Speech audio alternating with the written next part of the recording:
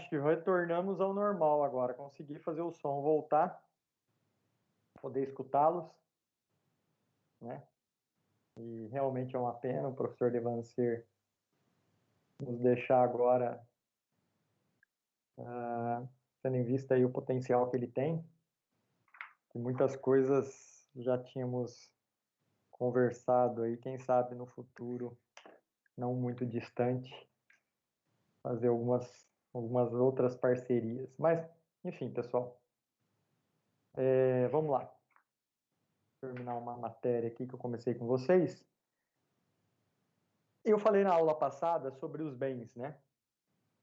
E a importância dos bens, tais como a diferença de bens e coisas, que são aquilo, coisas são aquilo que existe na natureza, porém não tem um valor monetário e não pode ser objeto de uma transação jurídica. Já os bens são tudo aquilo que tem valor monetário e pode ser objeto de relação jurídica. E aí eu comecei com alguns, falei sobre os bens móveis e imóveis, né?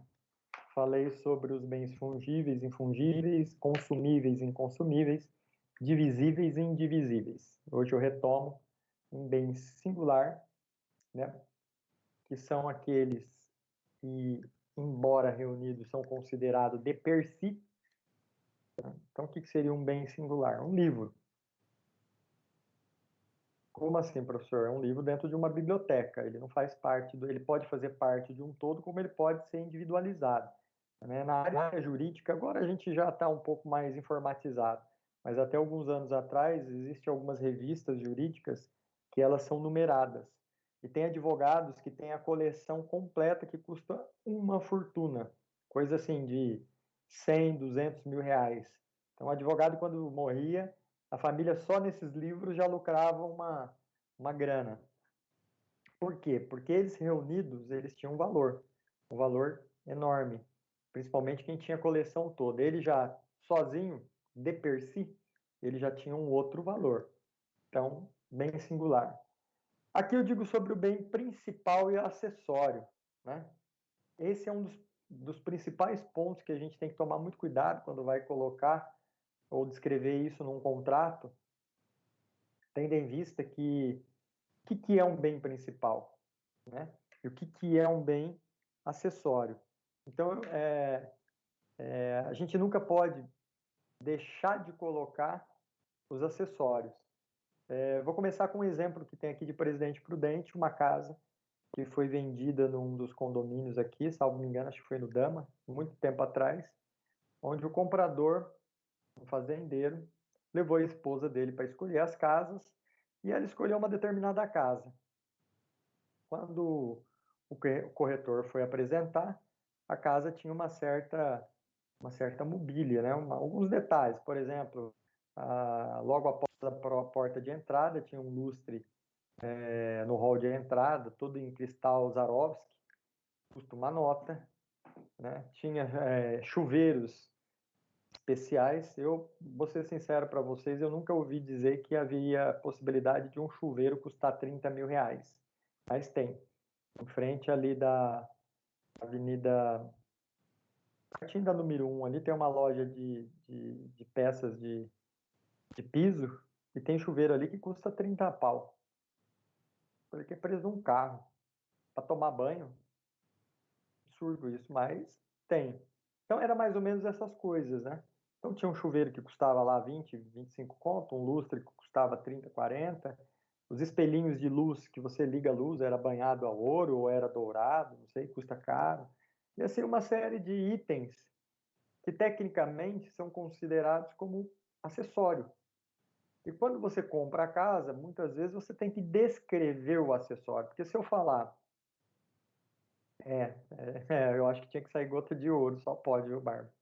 Quando você vai comprar a casa, você compra a casa, o imóvel. E foi o que aconteceu, né? Quando ele comprou a casa, ele pagou, inclusive, o preço que foi pedido, e o prazo de desocupação foi muito rápido, porque a pessoa que estava vendendo já estava de mudança daqui, só que o cara tirou essas coisas, tirou o espelhinho, colocou um espelho mais barato, tirou o chuveiro de 30 conto, que sai, como diz a a Bárbara Gota de Ouro e colocou Lorenzetti e tirou o lustre da porta de entrada, que obviamente dava um charme todo especial na casa. E aí o dono, quando entrou, pegou a chave, foi entrar, falou, ué, mas cadê essas coisas?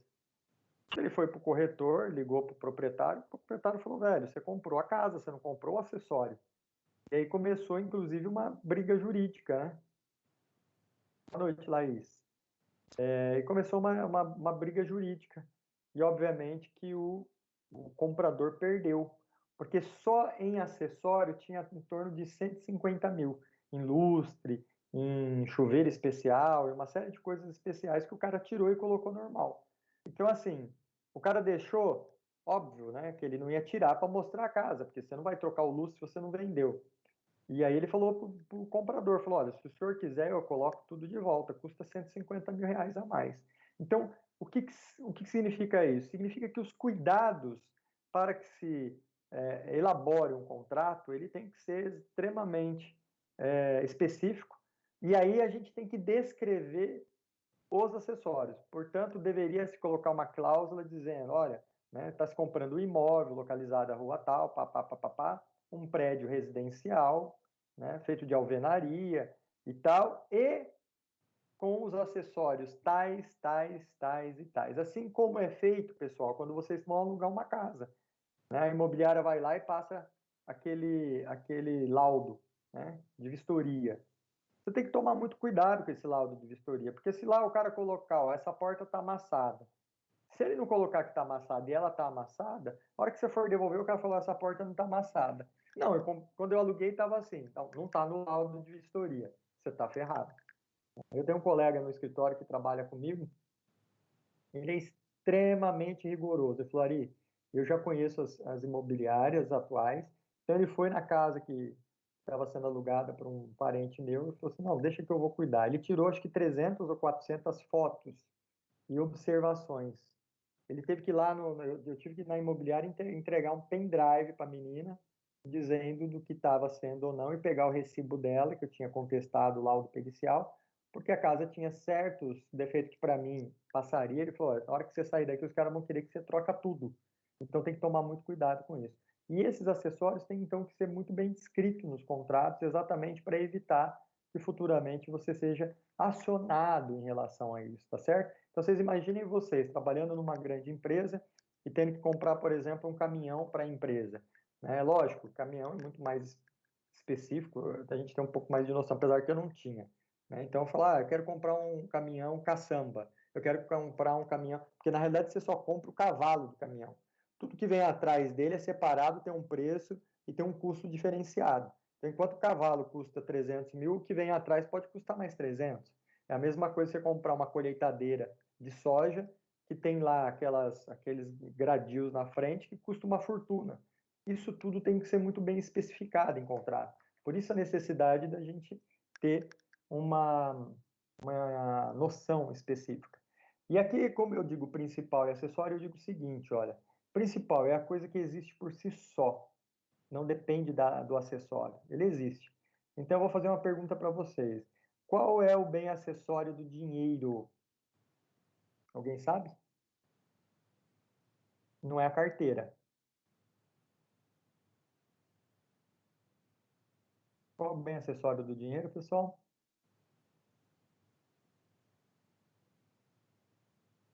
Segunda pergunta. Qual é o bem acessório da casa, sem seus móveis, sem seu terreno? Alguém sabe? Gente, vocês sumiram, dormiram, travou.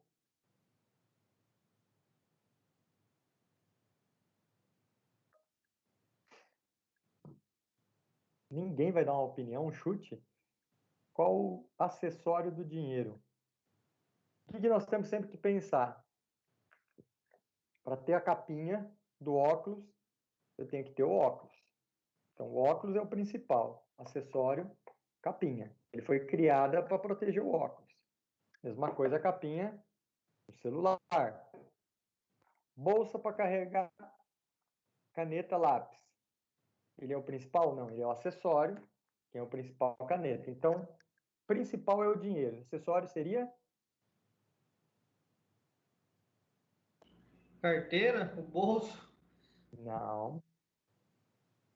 O acessório só existe porque existe o principal. O que que é o acessório? Papel moeda? Não. Os juros. Só existe juro porque tem que ter o bem principal, que é o dinheiro. Qual é o acessório da casa sem ser os móveis, sem ser terreno? O aluguel. O aluguel é o acessório, porque só vai ter o aluguel se tiver a casa. Entenderam? Isso tem que ser colocado no papel quando vocês forem contratar. Aí é importante a gente saber um pouco da classificação dos bens. Bens públicos e bens privados. Bom, bem privado é aquele que pertence a nós. A nossa Constituição Federal permite que tenhamos bens privados. Interessante isso, né, professor? Porque isso parece tão lógico. É lógico para nós que vivemos num país democrático e todos nós, né, já nascemos assim, num país que tem essa predominância. Mas, por exemplo, eu fui em Cuba. Cuba, todos os imóveis são do Estado. Tá, professor, e assim, como é que se eu quero casar e morar numa casa, o que que eu tenho que fazer? Você tem que ir lá e pedir para o Estado te autorizar a morar numa casa. Ele vai ceder para você aonde ele achar que tem que ceder, seja no bairro A, B, C ou D. E é interessante, assim, lembra muito aqueles filmes tipo Chernobyl, da, da Rússia, aqueles prédios que você não tem fachada, não tem nada, é um prédio, é como se fosse uma favela vertical. O Estado chega para você e fala, ó, você vai morar aqui. Ah, mas eu posso comprar? Não, tudo do Estado. Então, para nós parece ser normal, porque nós vivemos num país democrático, né? Lá não. Então, temos que tomar cuidado nessa análise. E o bem público é aquilo que pertence ao Estado.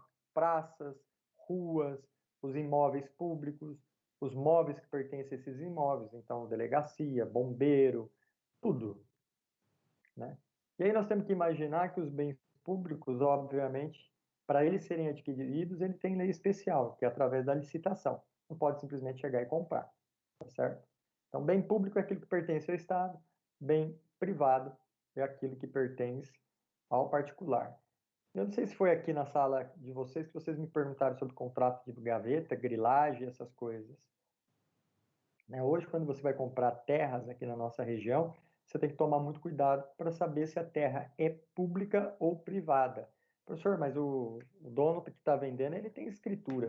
Essa escritura pode ter sido falsificada há muitos anos atrás e ela não ter o reconhecimento por parte do Estado, até porque tem uma ação discriminatória, tem esse nome, discriminatória por quê? Porque vai discriminar todas essas terras que são chamadas terras devolutas, aqui na região toda, e são, assim, processos extensos, onde você tem que tentar localizar essa propriedade dentro desse processo para saber se ele está lá ou se não está. Se o Estado está brigando para voltar para o Estado ou se realmente é sua ou de quem está vendendo, para que ele possa fazer essa transação com segurança. Tá? Então, todos os cuidados a gente tem que tomar. E depois, por último, bem, eu não vou falar bem coisa fora do comércio, mas eu vou falar bem de família. Pessoal, vocês têm ideia do que é o bem de família? Para quem não leu o material que eu disponibilizei? Alguém tem ideia do que é bem de família? Ah, professor, é aquela prataria que a minha mãe deixou, aquilo que vem da herança da minha avó, da minha bisavó. Não, não é nada disso. Bem de família é aquele bem que colocado, aquele bem imóvel que é colocado em indisponibilidade, ou seja, uma vez você morando num único imóvel seu, esse imóvel vai ser protegido contra execuções, contra penhoras. Professor, quebrei, perdi tudo. A casa que eu moro vai ser penhorada? Não, ela é considerada bem de família. O legislador, quando criou essa instituição, ele quis proteger o polo central da sociedade, que é a família, seja ela hoje constituída da forma com que for, certo? Então, esse bem, ele já é protegido. Então, se eu tenho uma casa só, eu não preciso ir lá no cartório e falar que ele é bem de família, que ele já vai estar discriminado, né, pelo legislador como bem de família. Professor, se eu tiver mais de um imóvel, eu vou ter como bem de família aquele imóvel que eu moro. Aí é interessante que você vá no cartório e coloque que aquele imóvel sim é o bem de família. Professor, eu tenho uma casa que vale R$ 1 milhão e tenho três casas que valem 200 mil cada e estou devendo 1 milhão e 100. Eu poderia vender aquela casa de 1 milhão, uma casa de 200 e pagar a dívida, né? E morar numa menor. Não. O que a maioria faz? Ele fica morando na casa de 1 milhão e põe as outras três casas para pagar a dívida. Professor, mas não vai dar para pagar a dívida. Mas a casa de 1 milhão não pode ser penhorada, porque ele está morando nela e ele instituiu o bem de família nela. Tá? Professor, então eu posso morar na casa de 1 milhão ou fazer de conta que eu estou morando lá, alugar ela e morar numa mais barata para ainda viver da renda? Não, porque se o credor teu descobrir isso, ele vai pedir para anular o bem de família e vai penhorar a casa. Você tem que estar morando na casa. Vocês podem observar que em alguns bairros antigos aqui de Presidente Prudente, por isso que pede 2 imóveis para fiador, Amanda, porque antigamente na lei de locação anterior a 1991, você poderia ter como um bem só que poderia ser penhorado. Eles tiraram isso porque os velhinhos, aquele pessoal mais antigo, estava se ferrando tudo, né? Porque o neto, vagabundo que não trabalha, pedia para a avó ser fiador, pedia para o padrinho ser fiador, pedia para o pai ser fiador, que era mais velho, aí ele não pagava a casa, vazava, o credor mandava penhorar a casa do cara, tinha que vender aquela casa para pagar metade pagar as dívidas, que sobrava metade do dinheiro da casa e não dava para ele comprar um barraco. Então o legislador foi lá e mudou. Falou, opa, peraí, para ser fiador hoje tem que ter 2 imóveis, porque um vai ser considerado bem de família e o outro pode ser penhorado. Tá? Foi muito bem posto isso, Amanda. Isso é uma modificação na legislação. Então você pode ver que em alguns bairros antigos de Prudente você tem casas muito grandes, né? Naquela época ah, que imperava o, os fazendeiros aqui na região, empresários, muitos deles quebraram e eles não mudam da casa porque não pode, porque é considerado bem de família, mas não tem dinheiro para fazer manutenção, por exemplo, cortar grama, pintar a grade, pintar os muros. Aí você vê que fica aquela casa meio que parecendo que abandonada, né? Por quê? Porque ele não pode mudar dali. Mudou dali, ele perde o bem como bem de família, tá certo? Bom, pessoal, tendo bem de família ou tendo os bens, eu tenho que, que demonstrar dois institutos. O primeiro deles é a posse e o segundo a propriedade. O que é ter posse? Eu tenho posse dessa caneta. Tenho propriedade dela, Ari? Tenho, porque eu tenho a nota fiscal. Então, posse é a relação entre você e o bem. Então, eu tenho posse desse estojo. É seu? Não. É do meu filho. A propriedade está no nome dele. Né? É mais ou menos o seguinte, ó, vou dar um exemplo bem bacana para vocês. Vocês têm uma casa, que é de vocês, está no nome de vocês, está escriturado e registrado na matrícula do imóvel. Beleza? Beleza. Eu alugo essa casa. A pessoa não paga o aluguel. Eu posso ir lá, entrar? Não. Ah, mas aí a pessoa coloca toda a mudança no caminhão e muda para outra casa. Beleza, eu sei que ela já mudou para outra casa, que a casa está lá fechada. Eu posso lá e entrar assim mesmo? Não, não posso, professor. Por quê? Porque eu tenho a propriedade, mas a posse ainda está com aquele mardito que não me pagou o aluguel. Eu tenho que entrar com uma ação de despejo cumulada com cobrança do aluguel atrasado.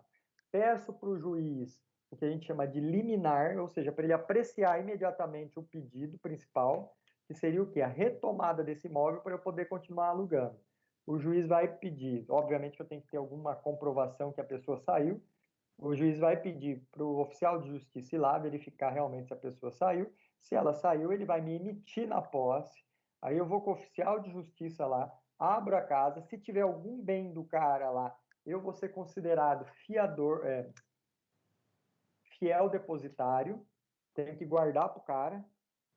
E aí o juiz me dá a posse daquilo que é minha propriedade, para que aquele bem que eu fiquei possa ser convertido em dinheiro e pagar lá, ou o cara vem e fala, não, me dá aqui o bem que ficou lá e eu vou te pagar o aluguel. Então, veja bem, quando eu tenho posse, muitas vezes, quando eu tenho propriedade, muitas vezes eu não tenho posse. Outro detalhe que a gente vê e lembra era a questão do sem terra, né? Então, sem terra entrava na fazenda, ele passava a ter a posse, mas não tinha propriedade. Porque ele falava, mas é terra devoluta. O que é terra devoluta? É aquela terra que não tem dono. Se não tem dono, é do Estado. Se é do Estado, pode ser utilizada para reforma agrária, né? Então, por isso que nós tivemos aqui um movimento na época do PT muito grande de invasões de terra, porque eles sabiam que existiam várias terras aqui que eram consideradas terras devolutas. Foi um momento negro da nossa história e na agricultura houve uma desvalorização muito grande aqui na região. Por quê? Porque ninguém queria investir em terra ali, porque estava toda hora sujeito a ter uma invasão por parte do sem terra.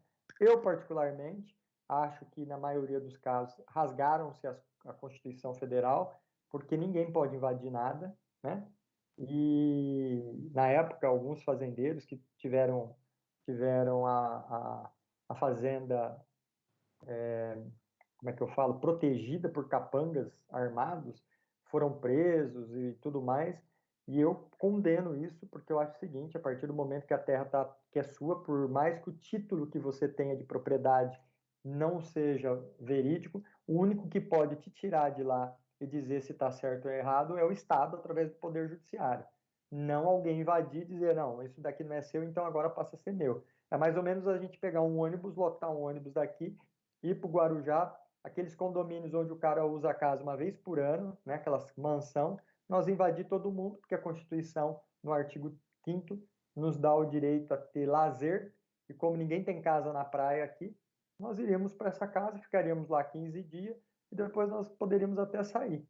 E a gente ia dizer, não, nessa casa aqui, o cara não utiliza ela, porque, portanto, ela não cumpre a sua função social, e vamos invadir. Ah, professor, mas aqui eles alegavam que a terra não tinha dono, que era do Estado. Lógico, né? Que é mais complexo.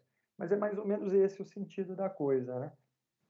E hoje acabou, graças a Deus, esses movimentos, porque a legitimidade de você pedir reforma agrária é premente, né? Precisa ser feito. Mas, primeiro, precisa ser feito em cima de cautela. Quando você fala que terras eram invadidas aqui no Pontal de Paranapanema, você está falando de fazendas na beira do asfalto, né? Aí eu pergunto para você, por que não vai lá para o Mato Grosso? Não vai para Goiás, aqueles lugares lá, né?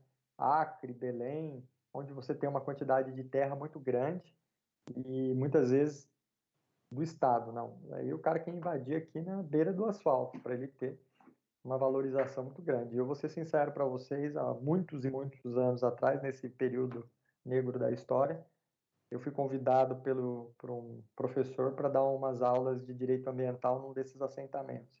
E eu fiquei pasmo, porque eu achei que eu fosse chegar lá numa salinha furreca, mequetrefe, e de repente eu me deparo no meio do mato lá, uma sala muito bem montada, com ar-condicionado, com computador de última geração, com poltronas acolchoadas, que era para servir o pessoal do sem terra. E detalhe, né? Antes de começar as aulas, eles tinham direito de almoçar. Então tinha cozinheira lá do estado preparando um belo de um almoço para servir para eles poderem depois assistir a aula. Enfim, né? São essas condições. Então, para eu ter a posse, eu tenho que ter dois elementos. O primeiro deles é o ânimos. O que quer dizer ânimos? Quer dizer a vontade. Eu tenho que ter vontade de ter a posse. Então, para eu ter a posse desse estojo, eu tenho que ter a vontade. E a vontade é eu querer. E o segundo é o corpus. O que é o corpo? É o objeto. Então, eu quero pegar o objeto, senão ele não estaria na minha mão.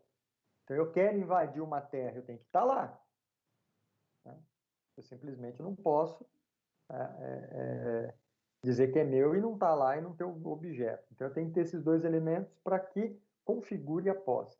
E a propriedade se faz ou se perfaz através dos documentos hábeis de comprovação. Então, quando a gente fala em bem móveis, como esse estojo, eu comprovo a propriedade através de uma nota fiscal, ou contrato, ou recibo, tá certo? E de um bem imóvel, professor? Contrato, escritura e matrícula do imóvel, tá certo? Então, esses são os documentos que também comprovam a sua propriedade. Dúvida, pessoal? Conseguiram entender isso?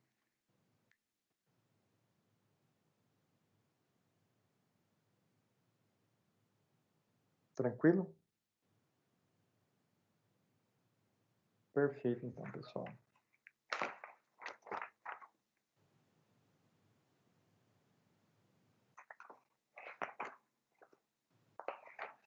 Bom, eu vou encerrar esse pedacinho de aula hoje, falando sobre Constituição Federal. Nós vamos entrar na aula que vem, falando sobre a Constituição, né? Professor, então, qual a importância da gente entender um pouquinho da Constituição e por que a Constituição, o senhor vai falar num curso desse de gestão? Eu vou falar da Constituição e da importância dela, vocês vão ver, porque ela é considerada a principal lei do país. É aquela que está lá no topo, né? Por que isso? Porque ela comanda todas as demais leis. E é a partir dela que são feitas as outras leis. E é somente porque tem a Constituição é que, tecnicamente, nós temos o Supremo Tribunal Federal, composto por esses 11 ministros que hoje não honram a toga que veste. Por quê? Porque eles seriam os guardiões da Constituição. Que nem aqueles filmes do Cavaleiro, o Rei Arthur e a Távola Redonda. Certo? Eles estariam ali para proteger a Constituição Federal. E isso nós vamos descobrir na aula que vem. Tá certo, pessoal? Vou encerrar por aqui.